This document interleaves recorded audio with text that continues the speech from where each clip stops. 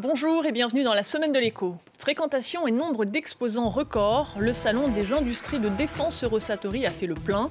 Soutien à l'Ukraine, conflit au Proche-Orient et tensions en Asie. Partout dans le monde, les budgets militaires augmentent et les industriels engrangent les commandes. À qui profite cette course au réarmement? Faut-il craindre un risque d'escalade? On en parle dans un instant. Quelle coopération entre la France et l'Allemagne? Pour leurs dépenses militaires, les deux premières économies européennes se sont engagées à atteindre cette année le seuil des 2% de la richesse nationale. De quoi assurer une souveraineté militaire? À quand une industrie de défense européenne? Enfin, le grand absent cette année à Eurosatory était Israël. 74 entreprises israéliennes ont été interdites puis autorisées à participer au salon sur fond d'opérations israéliennes meurtrières à Gaza. Derrière la polémique, quelle responsabilité pour les fabricants d'armes? Analyse à suivre. Et pour en parler, j'ai le plaisir d'accueillir Jean-Marc Duquesne, délégué général du GICAT, le groupement des industries françaises de défense et de sécurité terrestre et aéroterrestre, Anne-Catherine Husson-Traoré, directrice générale de Novetic, Nicolas Larger, président et directeur général de Fleuret, PME toulousaine qui fabrique des conteneurs pour l'aéronautique, le spatial et le militaire, et Caroline Moser, titulaire de la chaire Alfred Grosser à Sciences Po et chargée du groupe de recherche Ensure à l'Institut Max Planck. Bonjour à tous les quatre et merci d'avoir accepté notre invitation. Plus de 2000 exposants issus de 61 pays, États-Unis, Arabie Saoudite ou encore Chine. Ce salon international de défense et de sécurité s'est donc tenu toute la semaine au nord de Paris, au parc des expositions de Villepinte. Jean-Marc Duquesne, c'est une affluence record, on va dire à l'image d'une industrie qui a le vent en poupe. C'est une industrie qui, effectivement, est sollicitée actuellement en raison du contexte géopolitique et des différents conflits que vous évoquiez dans votre présentation. Ce salon, qui est le premier salon mondial de la défense et de la sécurité dans le domaine terrestre et aéroterrestre, est vraiment, je dirais, le témoignage des inquiétudes et des besoins que rencontrent de nombreux pays, notamment européens, dans leur préparation, dans leur sécurité à venir et dans leurs besoins d'équipement. Multiplication des conflits oblige. Les dépenses militaires mondiales ont atteint un nouveau record en 2023, plus de 2400 milliards de dollars selon l'Institut international de recherche sur la paix de Stockholm. Jean-Marc Duquesne, peut-on parler de course à l'armement ou plutôt de course au réarmement?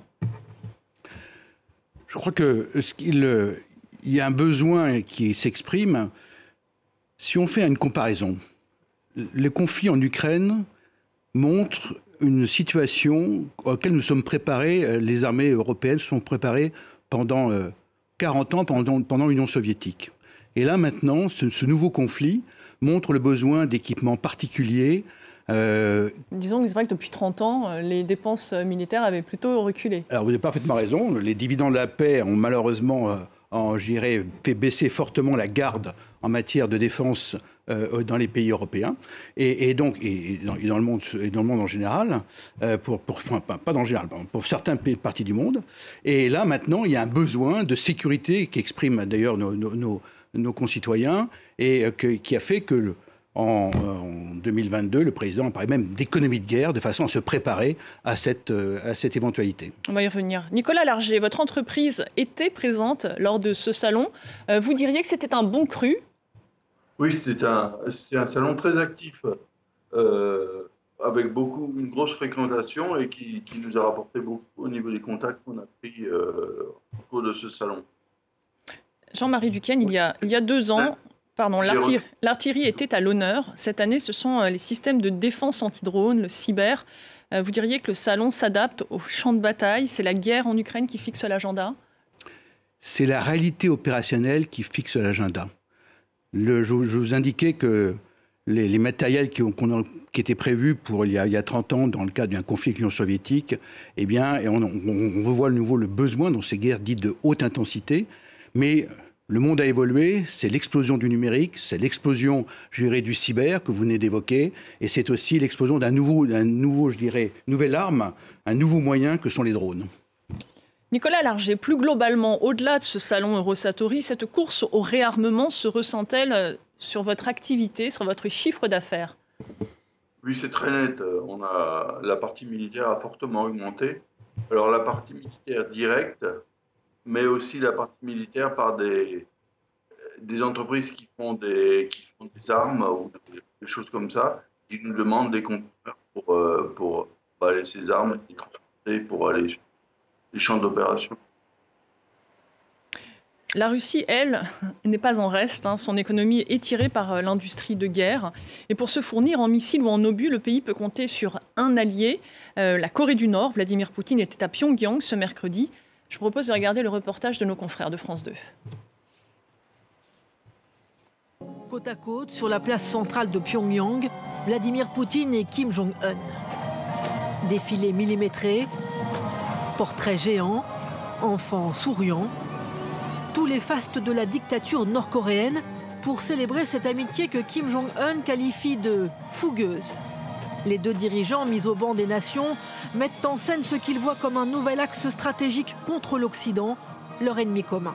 La Russie et la Corée du Nord mènent toutes deux une politique étrangère indépendante et n'acceptent pas le langage du chantage et du diktat. À Pyongyang, en signant ce partenariat stratégique, Vladimir Poutine vient conforter Kim Jong-un et sa position d'allié, dans son front anti-occidental et dans la guerre qu'il a déclenchée en Ukraine. La Corée du Nord exprime son soutien total au gouvernement, à l'armée et au peuple russe dans l'opération militaire spéciale en Ukraine pour protéger leur souveraineté et leur sécurité. Si le président russe se déplace pour la première fois en Corée du Nord depuis 24 ans, c'est qu'il a besoin d'armes, des missiles et des obus d'artillerie. En un peu moins d'un an, Pyongyang aurait envoyé près de 2 millions de projectiles selon l'Ukraine. Cet hiver, les renseignements occidentaux ont repéré des mouvements suspects de navires entre les deux pays, en violation des sanctions occidentales. C'est une armée qui tient un pays, en fait, la Corée du Nord. Ils vivent de ça depuis toujours. Donc, ils ont des stocks considérables. Et ces stocks, donc, ils les donnent ou ils les vendent aux Russes avec des contreparties. Les contreparties, de l'aide alimentaire et l'expertise russe en matière de balistique et de nucléaire. À l'issue de cette journée où chaque image est calculée, Vladimir Poutine a conduit en personne son ami le dictateur nord-coréen. Un tour dans une limousine de fabrication russe. Un rapprochement que les États occidentaux observent avec la plus grande inquiétude. Jean-Marc Duquesne, ce partenariat stratégique entre deux régimes autoritaires ou encore les tensions grandissantes en mer de Chine, devenue une zone de rivalité entre Pékin et Washington, raison de plus pour doper les budgets militaires ? Raison de plus pour se rééquiper et pour être prêt à faire face à toute nouvelle, je dirais, crise qui monte. Je pense qu'il faut que la France ait une caractéristique, ça a été son autonomie stratégique, sa recherche d'autonomie stratégique. Ça veut dire quoi? C'est-à-dire comprendre la situation, pouvoir décider, pouvoir agir. Nous sommes une des seuls pays où l'industrie de défense peut armer les 3 armées navales, aériennes et terrestres. Et donc il est important là aussi que nous soyons prêts à, je dirais, à être équipés pour faire face à cette montée en puissance et à ces besoins de rééquipement de nos matériels. Parce que la guerre, ça détruit, la guerre, ça consomme des munitions, ça consomme des pièces de rechange, d'où l'importance de remonter nos stocks actuellement. Et de pallier le manque de munitions de l'Ukraine face à la Russie. En remontant nos stocks, nous pouvons aider nos alliés comme l'Ukraine et dans leur combat contre la Russie. Dans ce contexte, Nicolas Larger, après les canons César, la France peut-elle se permettre de céder ses avions Mirage à l'Ukraine? Et peut-être quelles conséquences sur notre flotte? Eh bien, moi, je dirais que les Mirage sont des avions qui sont anciens maintenant, dont les armements sont un petit peu anciens, mais ils ont des armements qui sont avec le Rafale, par exemple. Donc, pour moi, c'est un petit peu dangereux de céder des Mirages comme ça. Ça nous dégarnit un petit peu notre armée. Et c'est des avions qui sont en plus d'une efficacité en cas de guerre très, très bonne, quoi. Alors, le problème qu'il y a, c'est que on ne peut pas céder des avions comme ça. Un avion, pour faire tourner un avion, il faut un pilote, il faut 5 mécaniciens. Et que tous ont besoin de formation très très forte avant de pouvoir mener des Mirages, quoi. Est-ce que le fait, Jean-Marc Duquesne, le fait d'avoir cédé des canons César a pu dégarnir d'une certaine façon l'armée française en équipement? je crois qu'il faut là aussi voir les efforts qui ont été faits. Lorsque le président de la République, en 2022, a parlé d'économie de guerre, tous les industriels ont bien compris qu'il y avait une inflexion, qu'il fallait faire quelque chose. Alors, l'économie de guerre, c'est quoi? C'est produire plus et plus vite. Et donc, pour dire plus et plus vite, je prends le cas justement du canon César que vous évoquez, la société KNDS qui le produit. En 2020, vous produisez 2 canons par mois. Il fallait 30 mois pour les produire. Fin 2024, elle en produira 6 par mois. Il ne faut plus que 15 mois pour les produire. D'où la réaction. Ça vous montre la réaction de l'industrie de défense dans ce domaine. Anne-Catherine Husson-Traoré, un budget militaire en hausse, une alternance politique en France, est-ce que ça pourrait changer la donne sur cette politique de défense ? Ce qui est sûr, c'est que c'est un sujet extrêmement dynamique en France, puisqu'il faut savoir qu'en 2024, la France est devenue le second marchand d'armes international, derrière les États-Unis. C'est-à-dire qu'elle a plus de 10% de part de marché aujourd'hui à l'international. Donc c'est un poids considérable, surtout avec la balance commerciale déficitaire qu'on a, c'est absolument clé. La question aujourd'hui qui est posée, c'est évidemment tous les sujets stricto sensu militaires, mais la plupart, pas des petites entreprises, mais la plupart des grandes entreprises du secteur militaire français sont par ailleurs des producteurs d'autres choses, type Airbus, Thales ou Safran. Et donc on est aujourd'hui sur une première lecture avec que la guerre en Ukraine qui était exactement ce que vient de dire M. Lecane, c'est-à-dire que les choses vont... C'est un marché qui va se développer et c'est bon pour la France puisque c'est un des secteurs où elle est le plus compétitive, et vous l'avez très bien dit, sur plusieurs types d'armes. Et elle est aussi très compétitive sur les composants électroniques. Parce que c'est vrai que la guerre en Ukraine est une guerre, si vous me permettez l'expression, un peu à l'ancienne, où on a l'impression qu'on fait encore la guerre comme en 39-45. La vérité est surtout en Israël. Là, on fait la guerre avec des systèmes extrêmement sophistiqués. On y viendra un petit peu plus tard sur le contexte politique, c'est effectivement aujourd'hui, on est passé sans transition, ou presque, d'une logique de l'armement secteur presque en voie de déclin, en tout cas du côté européen, parce que la dynamique était celle de la paix, et donc on faisait du commerce, et le commerce était censé apporter la paix, à quelque chose de très différent, où effectivement la question de l'armement est par définition pas neutre, et par définition quelque chose qui se fait dans le sujet. Il faisait allusion au fait que le trafic entre la Russie et la Corée est en contradiction avec les sanctions internationales. Et ça, c'est vrai. Et donc, la question, c'est quel est l'impact aujourd'hui des sanctions internationales sur la Russie et sur le reste, d'autant plus si on change de régime. Caroline Moser, vue d'Allemagne, une éventuelle alternance politique en France et peut-être une éventuelle alternance en Allemagne. Faut-il y voir un changement possible dans la politique européenne de défense ? Ce n'est pas à exclure, mais cette politique, bien évidemment, elle est préparée de longue date, etc. Il y a déjà des projets qui sont en cours. Ce qui est vrai que c'est dans le cœur même de la défense, on décide à l'unanimité.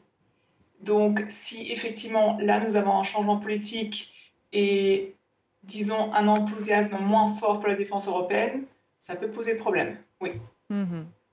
Alors depuis 2006, les États membres de l'Alliance se sont fixé l'objectif de porter leur budget militaire à au moins 2% de leur richesse nationale. Fin 2023, seuls 11 des 31 membres avaient tenu leurs promesses. La France se trouve encore légèrement en deçà et l'Allemagne, on va voir les chiffres, encore plus loin. Cette année, Berlin a prévu d'atteindre cet objectif. Elle s'est même dotée d'un fonds spécial de 100 milliards d'euros sur 5 ans. Caroline Moser, ce serait quoi, une première en 34 ans? Faut-il y voir la fin de décennies de sous-investissement militaire? Vous voulez dire en Allemagne? En Allemagne, bien sûr. Non, je ne pense pas. Donc déjà, cette dotation exceptionnelle, effectivement, c'est un signal politique très fort de dire que maintenant nous prenons plus au sérieux des questions de défense et d'armement. Il y a déjà un débat très vif sur la question si cette dotation est suffisante, et clairement les experts disent que non. Par contre, il n'y a pas vraiment d'accord politique d'inscrire ça dans la durée et d'en refaire un fonds, etc. Donc non, pour l'instant, je ne vois pas les signaux comme quoi ça va perdurer dans le temps, mais le début est fait. Mais bon, si la menace, si en cas de besoin, si la menace russe, l'incertitude qui pèse sur l'avenir de l'OTAN au cas où Donald Trump remporterait l'élection présidentielle américaine en novembre, est-ce que cela pourrait changer la donne? En partie, certainement oui, mais disons que les raisons pour la réticence allemande d'investir massivement dans la défense sont historiques. Donc, effectivement, le contexte joue, la réélection potentielle de Donald Trump, peut-être même un revirement politique en France.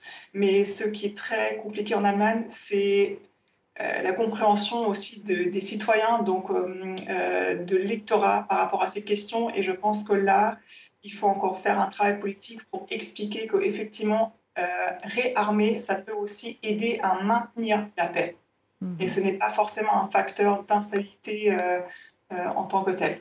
Anne-Catherine Husson-Traoré, outre les conflits géopolitiques, on assiste actuellement à une escalade de risques environnementaux, énergétiques, sociaux, dans un contexte de contraintes budgétaires. Ces dépenses militaires, à terme, sont-elles soutenables ?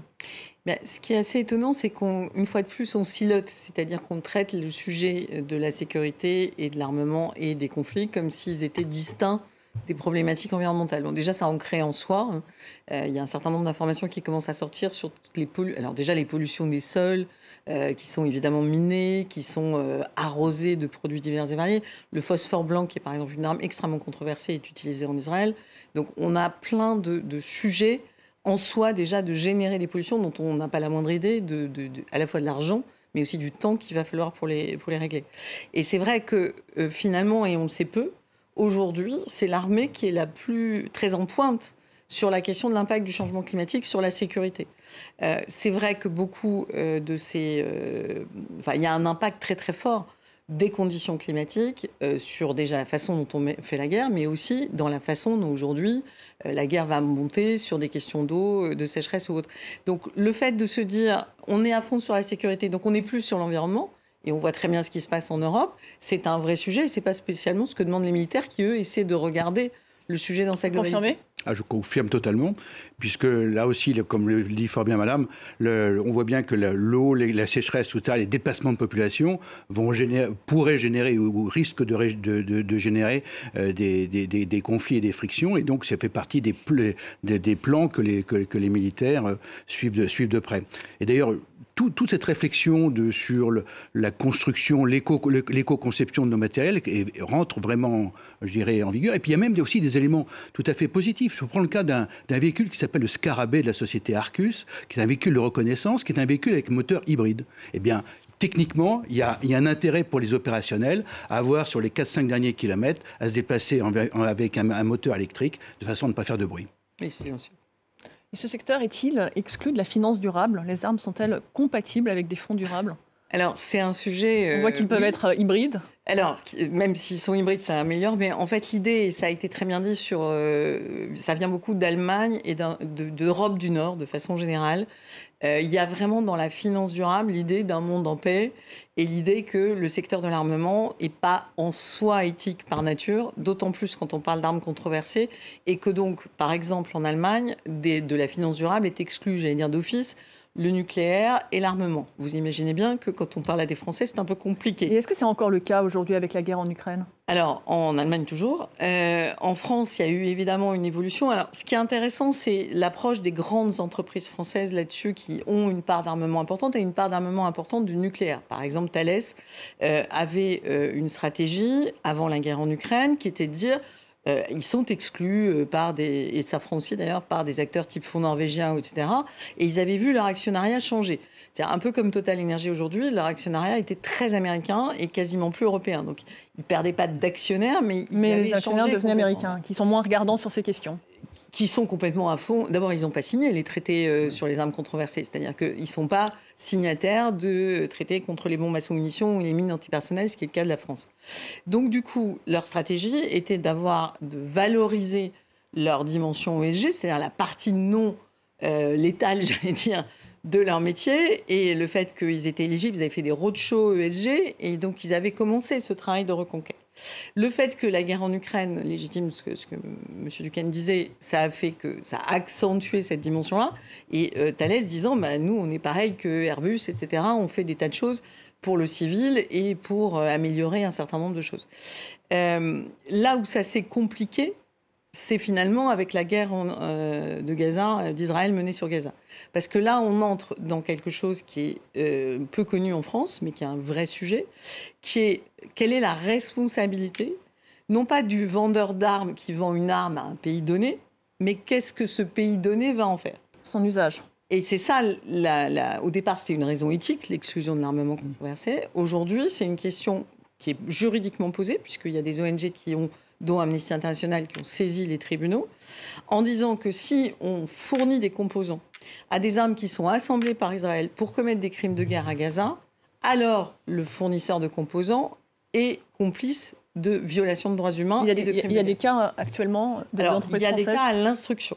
Et il y a un cas qui est bien plus ancien que la guerre récente, qui date de 2014, contre une entreprise qui s'appelle Exelia, et au sens où un de ses composants a été retrouvé dans le missile qui a tué 3 enfants, et la famille de ces 3 enfants palestiniens a monté toute une enquête qui est à l'heure actuelle à l'instruction. Exelia étant entre-temps, les choses se compliquent toujours, devenu américain à 94%. Donc, un fleuron français qui est un petit peu américain et avec laquelle la France essaie de garder des liens. Mais de facto, on a cette question-là et donc on est bien sur la responsabilité. Et donc, par rapport à la finance durable, se met une nouvelle composante qui n'est pas une question d'éthique, d'être pour la paix ou pour la guerre. La question, c'est est-ce que j'investis dans des entreprises qui ont ce risque de responsabilité colossale d'être associées à des crimes de guerre? Jean-Marc Duquesne, la France ou ces entreprises prennent-elles le risque d'être accusées de complicité de crimes de guerre? Eh bien, écoutez, ce qui est sûr actuellement, c'est que cette problématique des armes, en France, on ne reconnaît que les armes autorisées ou les armes interdites. Dans le cadre du salon Eurosatory, n'est exposé que les armes autorisées. Première chose. La notion d'armes controversées est quelque chose qui est lié à des, comme l'a dit fort bien Madame, qui est lié à des traités que la France n'a pas signés ou n'a pas reconnus. Pour revenir sur cette problématique, eh bien, on voit bien sur la problématique de la judiciarisation de cette difficulté, sur laquelle un certain nombre d'ONG veulent nous emmener, et qui font que là-dessus, je rappelle que le commerce des armes en France est lié, je dirais, au passage à la commission interministérielle pour l'exportation des matériels de guerre, qui était une commission qui regroupe interministérielle, puisque la vente d'armes et de composants est absolument prohibée. Elle ne peut se faire que par dérogation en France. Et donc, c'est une autorisation au niveau du Premier ministre qui permet l'exportation vers tel ou tel pays de tel ou tel type d'armes de guerre. Dites-moi si je me trompe, là, ce n'est pas tellement sur le type d'armes, mais sachant que la France exporte beaucoup d'armes, et notamment au Moyen-Orient, et notamment dans des régimes autoritaires, c'est plus sur l'usage ou le mésusage qui peut en être fait. Et donc la question est en fait jusqu'où ça embarque l'État français, voilà. Puisque c'est l'État français en fait qui est le garant. Je vous laisse répondre. Si je puis me permettre. Non mais je vous remercie. Et actuellement c'est l'État français qui garantit cette capacité et donc l'industriel, je dirais, se réfère à cet avis donné par l'État qui dispose des moyens d'investigation et c'est pour ça d'ailleurs que je pense que l'État français pèse sur telle ou telle personne, sur tel ou tel État, lorsqu'il y a des risques dans ce domaine. Nicolas Larger, peut-être une réaction sur ce point. Et j'aimerais aussi revenir sur la question de la souveraineté. On se souvient que lors de la précédente édition d'Eurosatory en 2022, Emmanuel Macron avait appelé à passer à une économie de guerre. Où en est-on aujourd'hui? La promesse est-elle remplie? À quel niveau En fait, l'idée, c'était d'accélérer la production, de pouvoir répondre aux besoins actuels. Nous, on a vu sur les acteurs avec lesquels on est en relation, oui, une augmentation des cadences et de ce qui a été fait au niveau des armes, de production. Mais il y a des limites aussi industrielles à ce genre de choses, quoi. On peut pas aller, et quelles sont ces limites? Les limites, c'est la production de personnel, c'est la saturation de certaines entreprises qui font que, et puis il y a une perte aussi de savoir, notamment sur les obus qu'on réapprenne un peu à faire certaines choses, quoi. Chargement d'âme, pas dans une cuisine, c'est un peu de la cuisine. Et il faut faire très attention, ça explose très vite et ça devient stable et c'est difficile à manipuler. Donc il y a dans l'armement, il y a des métiers qui sont très... Et il y a eu des pertes de compétences. Jean-Marc Duquesne, vous voyez réagir. Oui, j'appuie ce que dit Nicolas Larger. Actuellement, nous avons... Quelles sont les difficultés pour pouvoir suivre les cadences? C'est des difficultés d'approvisionnement en termes de matériaux, en termes de composants. Ce sont des difficultés de commande de machines de façon à produire les armes, les équipements ou les munitions. Et puis ici, surtout, nous avons un problème majeur, c'est un problème majeur de ressources humaines. Car lorsque actuellement l'industrie manque de personnel, et l'industrie défense n'échappe pas à cette règle, ou à ce constat plus exactement. Donc il est important actuellement, et on se rend bien compte que le temps politique n'est pas le temps industriel.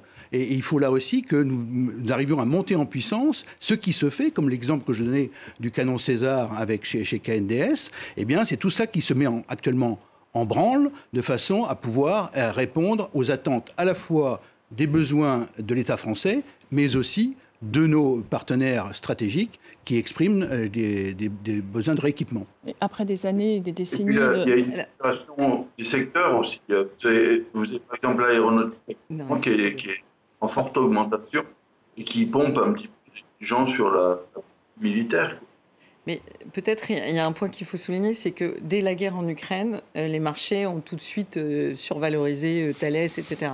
Et en fait, Thales eux-mêmes disaient c'est absurde, puisque par définition, il faut du temps.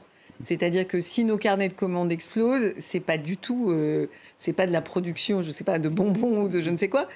C'est vraiment dans 2 ou 3 ans.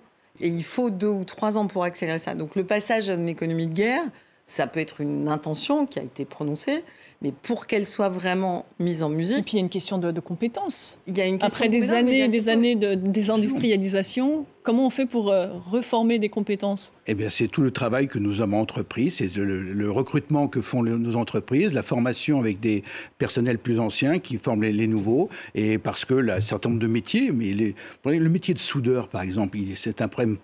Oui, ça revient souvent. Mais l'industrie défense a aussi besoin de soudeurs. Et dans l'industrie nucléaire. Et l'industrie nucléaire aussi. Caroline Moser, en avril dernier, les ministres allemands et français ont approuvé le calendrier de développement d'un pré-prototype de leur char du futur, un projet de longue haleine, pour ne pas dire un serpent de mer. À quelle échéance ce char du futur remplacera-t-il les Leclerc français et Léopard allemands? C'est l'horizon 2040-2045.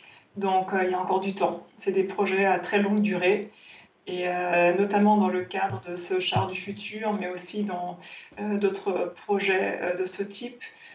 Entre la France et l'Allemagne, c'est assez compliqué de se mettre d'accord sur les besoins à satisfaire avec ce genre de produit, puisque les deux armées n'ont pas forcément le même équipement actuel et n'ont pas forcément les mêmes besoins en termes de remplacement dans les 20 années à venir.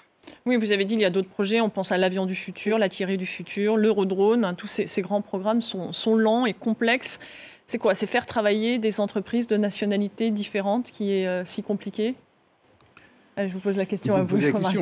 Écoutez, je pense que là aussi, en matière de coopération européenne, une des grandes difficultés, c'est une question de temporalité. Il faut que les besoins soient communs au même moment entre tous les pays, parce qu'il y a des tels investissements budgétaires que c'était très difficile de trouver un accord lorsque la temporalité n'est pas la bonne. On ne peut que se féliciter de l'accord des ministres. Moi, je prends le cas du domaine que je connais, qui est le domaine du terrestre, qui est intervenu entre M. Pistorius et M. Lecornu. Alors, M. Pistorius étant le ministre de la Défense allemand. M. Lecornu, le ministre de la Défense des armées françaises, et qui a fait qu'on a trouvé un accord sur le programme que vous évoquiez, Main Combat Ground System, qui est le MGCS, et pour lequel maintenant les étapes sont maintenant connues. Si je puis ajouter quelque chose ici, en général, nous avons toujours un accord au niveau politique, mais ensuite la vraie question, c'est de distribuer les paquets de travail entre différentes entreprises, d'assurer que tout le monde se met d'accord. C'est par exemple le gros problème avec l'avion futur, dans le sens où Dassault et Airbus ne sont pas entièrement d'accord sur qui va faire quoi à quel moment. Donc, c'est très très bien d'avoir un plan, de savoir à quel moment on veut remplacer les différents systèmes, mais encore faut-il vraiment se mettre d'accord sur se mettre au travail et qui va prendre en charge quel paquet précis. En mars dernier, la Commission européenne a présenté sa stratégie industrielle de défense, achat conjoint, production de munitions financée par et pour les Européens. Caroline Moser, est-ce que ça va changer la donne ? Oui, en fait, sur le plan politique, ça a déjà beaucoup changé la donne, que la Commission européenne commence à s'intéresser à ce genre de sujet. Pour l'instant, les financements qui sont libérés par ces programmes sont encore plutôt petits, mais c'est une question de temps peut-être que ça va changer. En tout cas, de dire que maintenant nous allons probablement avoir un commissaire de la défense européenne, c'est un très très fort signal politique, je pense.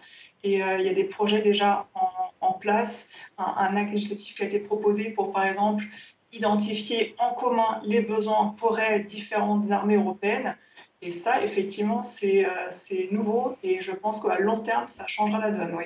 Jean-Marc Duquesne, vous y croyez? On sait que l'Europe est encore très dépendante, notamment de la Chine, pour la production de poudre. Je dirais que ce n'est pas nouveau. Hein. Ce travail de cartographie que Mme Moser vient d'évoquer, il a déjà été fait depuis fort longtemps par l'Agence de défense, défense européenne. Et là, maintenant, ce qui est important de voir, enfin, après, il y a des problématiques politiques dans lesquelles je n'interviendrai pas, mais il faut bien voir qu'il y a les politiques nationales et le complément qui peut arriver au niveau européen. Et c'est là où c'est le levier apporté, que vous mentionnez cette stratégie qui s'appelle EDIS, qui va normalement se développer à travers un programme appelé EDIP. Vous n'avez pas évoqué ces 500 millions qui permettront d'acheter des munitions, qui doivent nous aider aussi, qui aident aussi bien l'Ukraine, qui est un de nos alliés donc, mais aussi qui confortent l'industrie européenne, qu'elle soit allemande, française ou d'autres pays européens. Nicolas Larger, est-ce que cette politique de défense européenne, en tant qu'industriel, est-ce que vous y croyez? Tant qu'on n'a pas les retombées, c'est difficile d'y croire. Moi, je pense qu'il y a des facteurs qui sont importants actuellement qu'il faut noter. C'est que, notamment, la France a une position très particulière en Europe.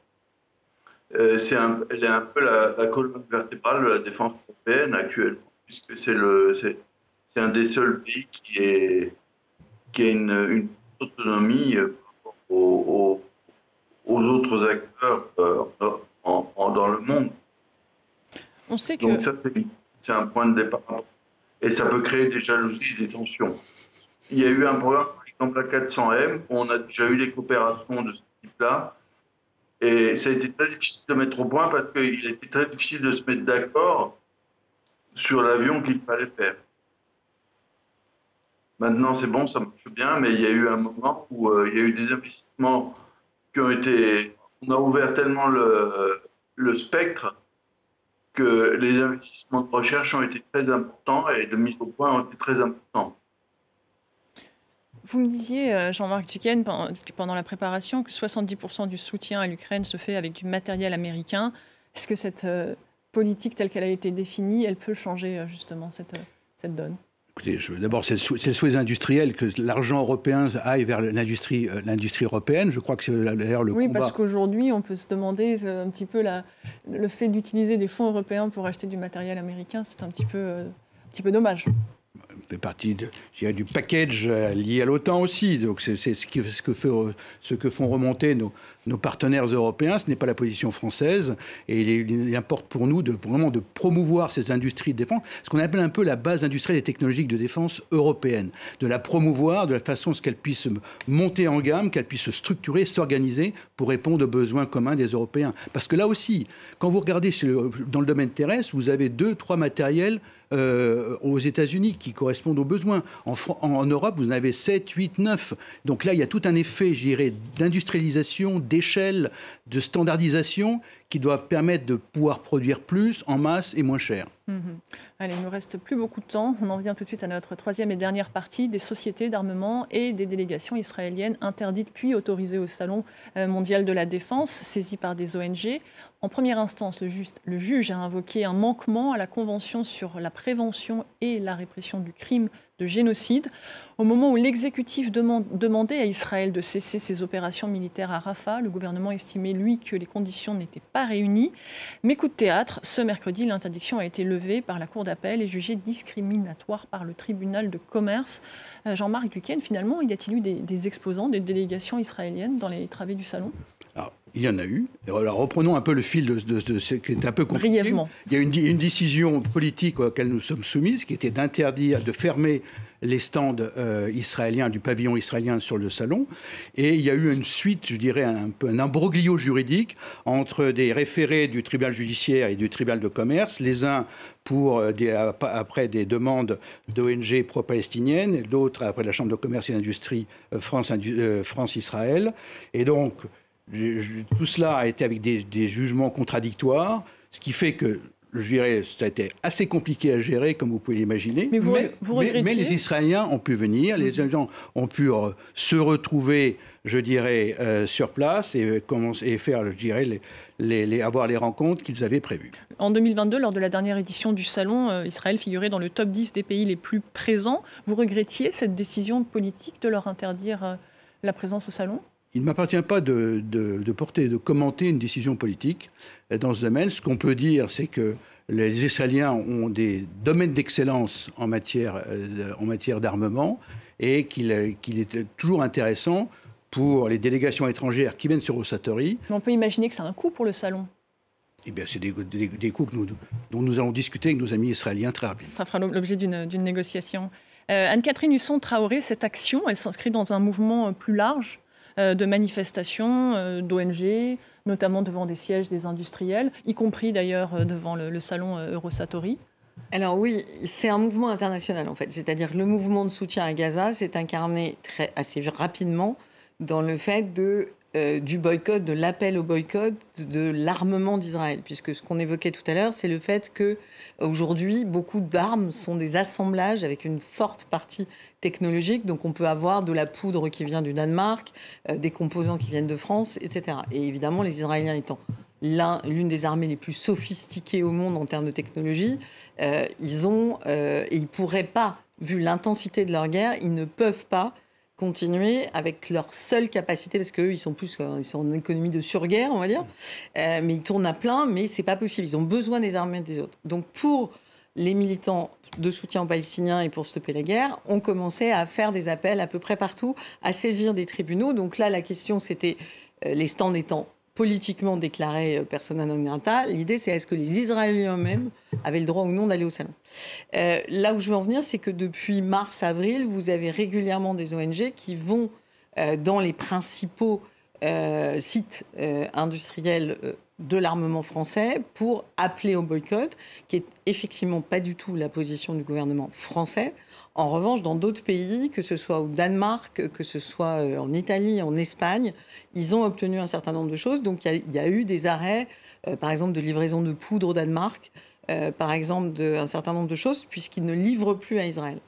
Donc c'est une forme d'activisme. On a des appels au boycott de Starbucks ou de McDonald's qui ont sont des entreprises américaines qui sont soupçonnées de soutenir. C'est parce qu'elles ont énormément de franchises dans ces régions-là, et donc l'idée c'est que, et très clairement d'ailleurs, évidemment les franchisés israéliens soutiennent le combat israélien, donc il y a cet appel au boycott. Mais ça j'allais dire, c'est l'appel au boycott traditionnel.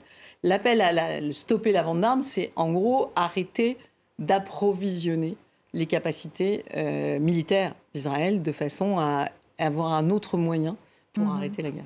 Ces mouvements, est-ce que ça vous inquiète ?